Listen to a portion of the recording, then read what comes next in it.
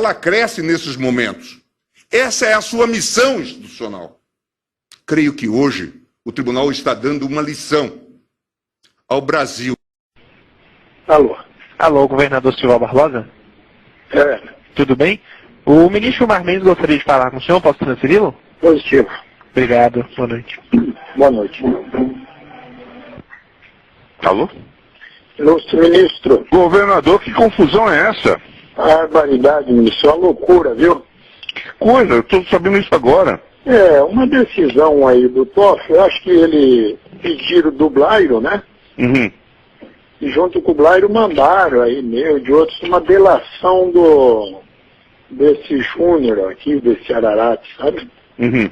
Não, as coisas, assim, que nem uma busca e apreensão, assim, que o TOF determinou em casa, não tem nem sentido, diz que é um dinheiro que eu peguei na campanha para 2010, e que eu não sei o que é, que eu vou ter que olhar no processo, viu, ministro? Uhum. Uhum. Uhum. E não tem, graças a Deus, não tem nada aqui que levaram, a não ser uma arma com registro vencido, que eu achava que vencia porte, registro não. Uhum. Uhum. Então a única coisa, e mais nada. Uma loucura, viu? Que loucura, É. que loucura.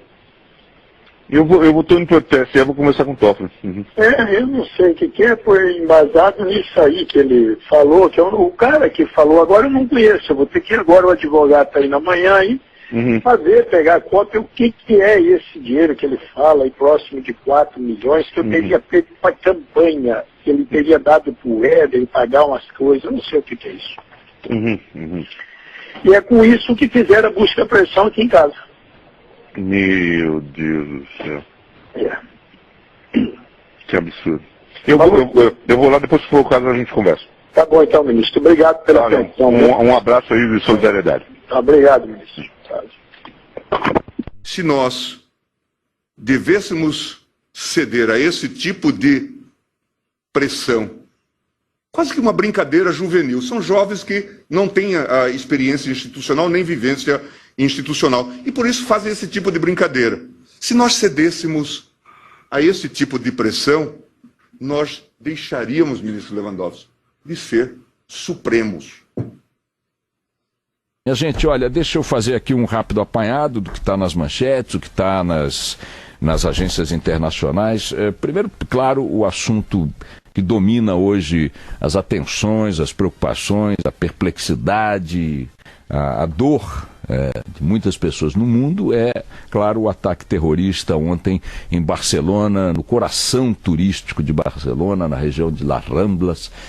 Todo mundo que foi a Barcelona necessariamente foi a Las Ramblas, porque é uma área de feirinha, de comércio, de comprar coisinhas, de comer coisinhas típicas e tal. Barcelona está ali muito bem representada e, mais uma vez, um ponto central de turismo na Europa, como já aconteceu em Londres, Paris e outras capitais europeias, é alvo de um ataque, tudo indica, né? Um ataque daquele gênero lobos solitários, figuras que simplesmente ou estão vinculadas a algum esquema organizado de terrorismo, planejando e executando atentados, ou simplesmente caras que piraram, que resolveram que são representantes de algum tipo de ideologia ou de fundamentalismo e resolvem chamar a si a missão covarde, a missão cruel de matar inocentes aleatoriamente. Não são alvos militares, não são alvos políticos, não é uma embaixada, não é um parlamento, não é uma unidade militar. São lugares onde estão crianças, mulheres, homens, turistas, idosos, e produziram ali uma carnificina ontem com 13 mortos, número que provavelmente vai aumentar, porque dentre os mais de 100 feridos também nesse mesmo ataque com essa van em alta velocidade, fazendo zigue-zague numa rua de pedestre, uma avenida de pedestres, ele também deixou 15 feridos em estado gravíssimo. Então, tomara que não, mas a possibilidade deste número de vítimas aumentar é muito grande. O governo espanhol, que tem, a Espanha, um importante serviço de inteligência, fez grandes investimentos em segurança e tudo mais, não foi capaz até agora de dizer quem está por trás, quem executou esse crime. O próprio motorista da van não foi ainda preso. Foram feitas 2 prisões ontem de suspeitos, mais um outro cara foi morto tentando romper uma barreira policial, atropelou os policiais na barreira e foi morto a tiros. Esse terceiro é um espanhol, era um espanhol, não se sabe ainda muito, não sabe nada a respeito dele, e também os 2 suspeitos, um é marroquino, o outro vive num enclave espanhol no norte da África, mas também não se tem ainda confirmação de uma relação direta deles com o crime. O marroquino teve o seu passaporte utilizado para alugar a van que foi utilizada no atentado. Segundo ele declarou à polícia ainda ontem, depois de preso, o irmão dele roubou o passaporte dele e com o passaporte dele alugou a van usada, portanto, no crime. Não sabemos, então, se ele é alguém que também foi vítima de um furto que resultou nesse tipo de crime ou se ele está envolvido de alguma maneira. O fato que deixa a gente sempre em sobressalto é que os atentados que vêm se repetindo nesse gênero, na Europa principalmente, são atentados que remetem a um novo patamar de pavor diante da barbárie terrorista, que é o patamar que coloca o ato terrorista não como resultado de uma articulação, de uma estrutura organizada, de um planejamento que envolve contatos, o cara tem que saber que dia vai fazer, como é que é melhor fazer, quem faz, quem não faz, em contatos com outros núcleos, com outras estruturas, com outra hierarquia, e isso de alguma maneira deixa rastros, isso abre a possibilidade de uma interceptação, de uma investigação, da captura de um fato, de uma indicação prévia que permite abortar esse atentado ou depois dele realizado, chegar aos seus responsáveis de uma forma organizada. Quer dizer, foi o Estado Islâmico? Foi. Como é que foi? Olha, no dia tal eles mandaram uma mensagem cifrada para tal fulano que repassou para Beltrano, fulano se encarregou de comprar a van, o outro se encarregou de fazer, e aí você, ao desvendar a anatomia do crime, você chega a uma estrutura organizada que, em tese, você vai combater de forma planejada, permitindo, portanto, que você atue preventivamente em muitas ocasiões.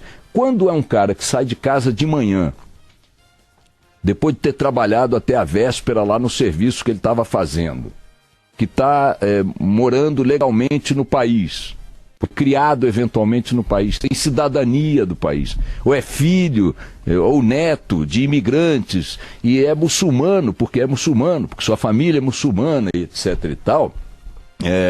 Aliás, o Barão está dizendo agora informação importante. Barão, por favor. Subiu para 14 o número de mortos, Boixá, no ataque lá em Barcelona. Um dos feridos morreu, então você vê que coisa, né? Estava aqui falando, especulando essa hipótese, já se confirmou, infelizmente. Quando repito, um lobo solitário, não há como um serviço de segurança ter em mãos as mesmas possibilidades de prevenir suas ações, como quando está em jogo uma ação organizada, coordenada por algum grupo. É evidente que o Estado Islâmico, que quer ver o circo pegar fogo, reivindica sempre a autoria desses ataques solitários. Isso faz parte de sua estratégia. A arma mais eficaz do terrorismo, sempre, historicamente, não são propriamente os atentados, não é o número de vítimas, né? Não é a imponderabilidade da coisa, não é a imprevisibilidade. A maior arma do terrorismo é o medo. É a capacidade de incutir o medo no maior número possível de pessoas. Por isso os ataques se dão em pontos de referência, né, no mundo. Eles não querem atacar um lugar isolado, ainda que possa ter muita gente. Eles estão sempre visando pontos centrais dos seus alvos, né? A Ponte de Londres, né? o Piccadilly Circus em Paris, agora Las Ramblas e por aí vai. Na Alemanha, aquela feira de Natal, também muito visitada por turistas. Então, o objetivo, claro, é incutir o medo, incutir o pavor, né? Fazer com que as pessoas mudem o seu modo de vida, a sua maneira de ser, né, os seus planos de viagens, seu cotidiano, em função de uma expectativa de algo terrível acontecer, sabe-se lá onde, sabe-se lá quando.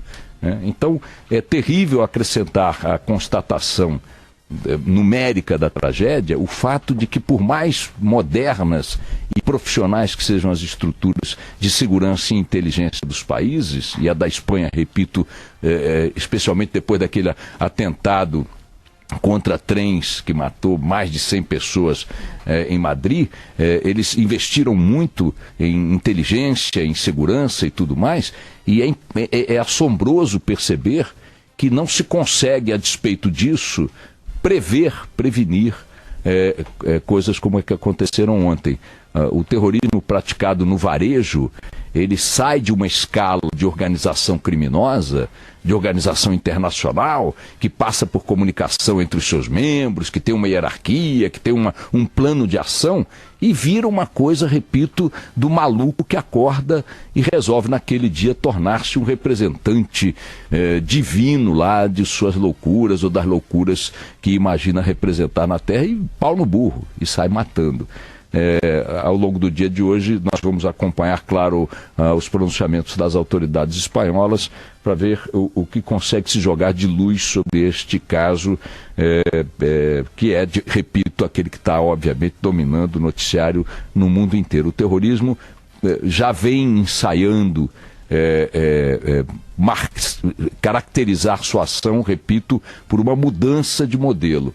Ele deixa de ser fruto de uma ação organizada e passa a ser dominado por essas ações dos chamados lobos solitários, e seja lá o que for, o destino que isso nos indica não é nada bom, porque você consegue destruir, em tese, uma organização como a Al-Qaeda, em tese uma organização como Al-Fatah, em tese uma organização como o Estado Islâmico, vai lá onde está o chefe dele, bombardeia com aviões, mas como é que você vai pegar o cara que mora no subúrbio de Paris, segunda geração de imigrantes, e que resolve descontar ali nas pessoas o ódio, o seu radicalismo, a loucura que foi levado por uma pregação insana, como muitos deles perseguem. Esse é o fato do dia. Lamentavelmente teremos atenções a isto. O terceiro preso em Barcelona nesta manhã, sem detalhes e sem identidade. Agora, me diz aqui a Carla Bigato, já tem mais um preso, portanto, suspeito de envolvimento nesse ataque. Bom, aqui no Brasil, voltando à vaca fria, 2 operações simultâneas da Lava Jato em curso, agora a 43ª e 44ª fase da Lava Jato. Não me lembro de ter visto, não é a primeira vez, né, que a Lava Jato deflagra simultaneamente 2 fases num mesmo momento. Ambas remetem a falcatruas feitas tendo a Petrobras como vítima, e o personagem que aflora até o momento é o ex-líder dos governos Lula e Dilma na Câmara dos Deputados, o deputado Vacareza. Ele deixou o PT já há algum tempo, hoje pertence ao PT do B, mas sua biografia continua sendo a mesma. O senhor Cândido Vacareza é um dos alvos da operação, de uma dessas 2 operações da fase da Lava Jato.